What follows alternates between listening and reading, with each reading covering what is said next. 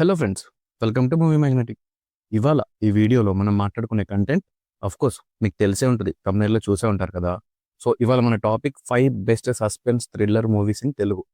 అంటే ఈ మూవీస్ అన్ని తెలుగు మూవీస్ ఏనా అంటే కాదు, బట్ మనకి తెలుగులో కూడా అవైలబుల్గా ఉన్న ఒక 5 మూవీస్ని మీకు సజెస్ట్ చేస్తున్నా. లాస్ట్ వీడియోలో కూడా 5 మూవీస్ సజెస్ట్ చేశా. అందులో మీరేం మూవీస్ చూశారు అండ్ ఇప్పుడు చెప్తున్న మూవీస్లో ఎన్ని మూవీస్ మీరు చూశారు, చూస్తే మీకు ఏమనిపించాయి నాకు కామెంట్ చేయండి.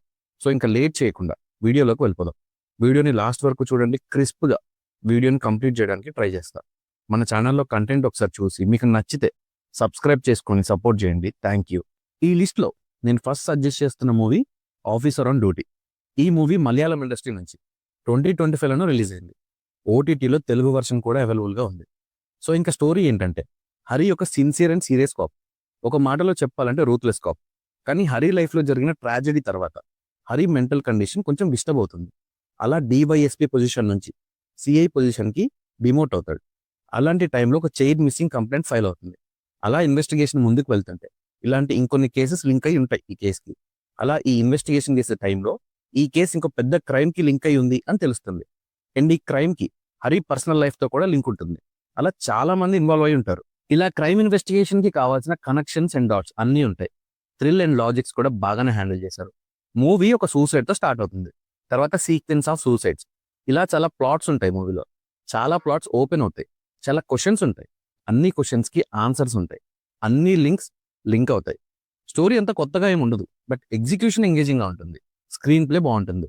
నాన్ లీనియర్ స్క్రీన్ ప్లే అంటాం కదా, ఇది అదే జానర్ మూవీ. బీజిఎం కూడా బాగుంటుంది. స్పెసిఫిక్గా కొన్ని సీన్స్ని ఎక్స్ట్రీమ్కి తీసుకెళ్తారు బీజిఎం. కొంత నోన్ కాస్టింగ్ కూడా ఉంటుంది మూవీలో. మూవీ రన్ టైం వచ్చేసి 2 hours 20 minutes ఉంటుంది అంతే.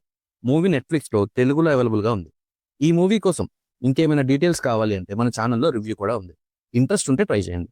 మూవీ బాగుంటుంది. ఇప్పటి వరకు చూడకపోతే డెఫినెట్గా ట్రై చేయండి. మీ ఎక్స్పీరియన్స్ ఏంటో కామెంట్స్లో మాతో షేర్ చేసుకోండి. ఇక మన వీడియోలో నెక్స్ట్ మనం సజెస్ట్ చేస్తున్న మూవీ ఏంటంటే స్మైల్ మ్యాన్.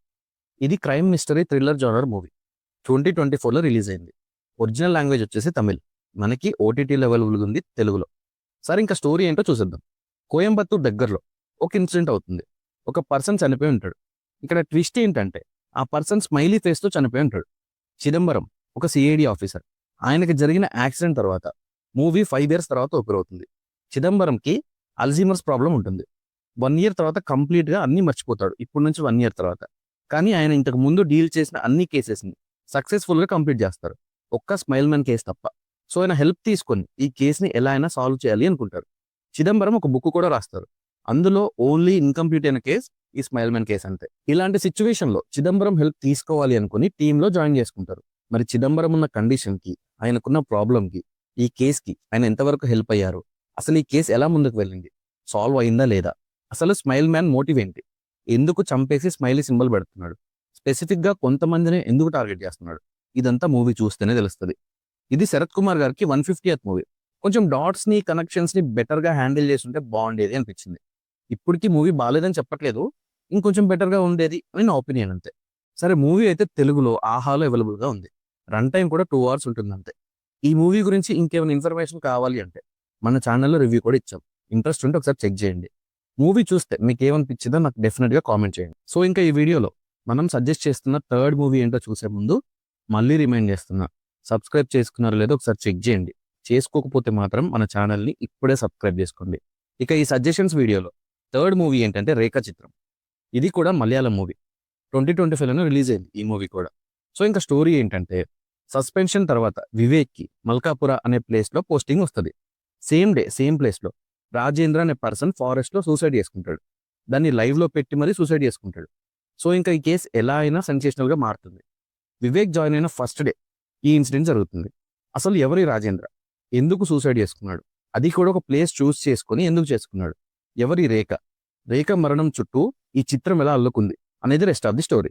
బేసిక్గా క్రైమ్ ఇన్వెస్టిగేషన్ థ్రిల్లర్ మూవీస్లో కొత్త స్టోరీ ఏమి ఎక్స్పెక్ట్ చేయొద్దు. జరిగిన క్రైమ్కి బ్యాక్ స్టోరీ ఏంటి, దాని మోటివ్ ఏంటి, మిస్టరీ ఏంటి, మిస్టీరియస్గా ఎవరు ప్లే చేశారు, స్క్రీన్ ప్లే, ఇవి చాలా ఇంపార్టెంట్. స్టోరీ కొత్తగా ఏం లేకున్నా ఈ ఎలిమెంట్స్ బాగుంటాయి, మూవీ ఆటోమేటిక్గా బాగుంటుంది.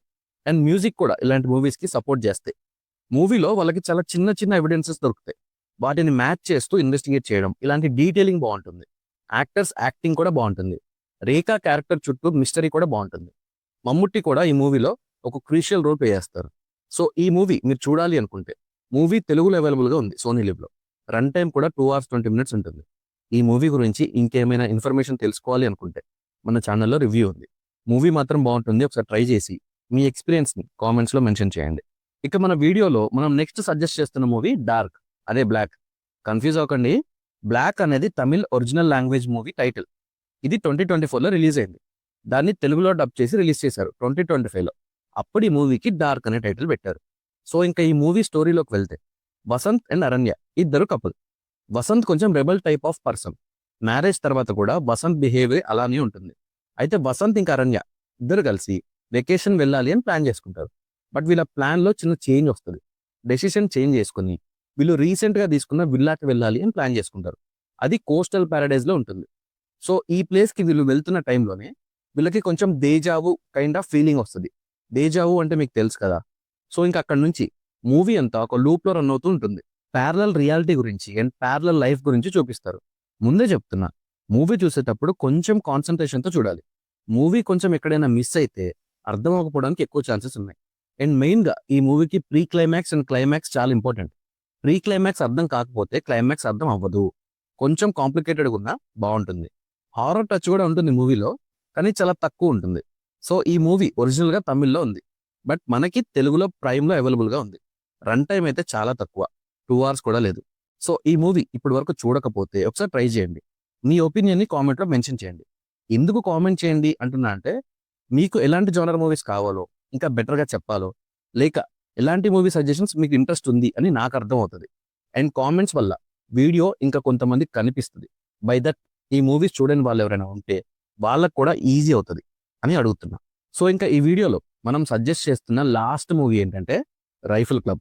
చాలా మందికి తెలియదు అనుకుంటున్నా ఈ మూవీ గురించి. నాకైతే ఈ మూవీ ఒక మంచి సజెషన్. క్రేజీ ఉంటుంది, స్లోగా స్టార్ట్ అయినా కూడా సెకండ్ హాఫ్ క్రేజీ స్టఫ్ అసలు. ఇది ఒక Malayalam thriller comedy genre movie. సరే ఇంకా స్టోరీ ఏంటంటే, దయానంద్ ఒక పెద్ద మాఫియా రన్ చేస్తూ ఉంటాడు. వెపన్స్ బిజినెస్ కూడా చేస్తుంటాడు. అయితే దయానంద్ చిన్న కొడుకు బర్త్డే పార్టీలో ఒక యాక్సిడెంట్ జరుగుతుంది. తర్వాత ఇంకో ప్లాట్ ఓపెన్ అవుతుంది. షాజహాన్ ఒక మూవీ హీరో. అయితే అతను నెక్స్ట్ మూవీ కోసం మెథడ్ యాక్టింగ్ నేర్చుకోవాలి అని రైఫిల్ క్లబ్కి వెళ్తాడు. సో ఈ రైఫిల్ క్లబ్లోనే ఇంకా కొన్ని క్యారెక్టర్స్ కూడా ఇంట్రడ్యూస్ అవుతాయి. కొన్ని కొత్త ప్లాట్స్ ఓపెన్ అవుతాయి. స్టార్టింగ్లో జరిగిన యాక్సిడెంట్ వల్ల దయానంద్ దరిద్రం బాలేక రైఫిల్ క్లబ్కి వస్తాడు. అసలు ఏంటి రైఫిల్ క్లబ్, ఎందుకు దయానంద్ ఇక్కడికి వచ్చాడు, అక్కడ ఉన్న వాళ్ళు ఎవరు, అసలు అక్కడికి వెళ్ళాక ఏం జరిగింది, ఇది rest of the story. Movie స్లోగా స్టార్ట్ అయిన వన్స్ సెకండ్ హాఫ్ నుంచి వేరే లెవెల్ ఉంటుంది. ఒక్క క్యారెక్టర్ నుంచి ఒక క్యారెక్టర్ ఉంటుంది ఇక్కడ. వాళ్ళలో వాళ్ళకే కాంపిటీషన్. సినిమాని ఇప్పటి వరకు చూడకపోతే ఒకసారి ట్రై చేయండి, చాలా బాగుంటుంది. ప్లాట్ చిన్నదే, కానీ అక్కడ జరిగే యాక్షన్ నెక్స్ట్ లెవెల్ ఉంటుంది. మూవీ తెలుగులో కూడా అవైలబుల్గా ఉంది నెట్ఫ్లిక్స్లో. రన్ టైం 2 hours కూడా ఉండదు. సో ఇందులో మీరు ఏదైనా మూవీని మిస్ అయ్యి ఉంటే ఈ వీక్ చూసేయండి. మీకు మూవీ నచ్చినా నచ్చకపోయినా ఒపీనియన్ మాత్రం షేర్ చేసుకోండి, మాకు కూడా ఫీడ్బ్యాక్ లాగా ఉంటుంది. సో ఈ వీడియోకి ఇవి మనం సజెస్ట్ చేస్తున్న మూవీస్. నెక్స్ట్ వీక్ ఇంకొన్ని మంచి మూవీస్ సజెస్ట్ చేస్తా.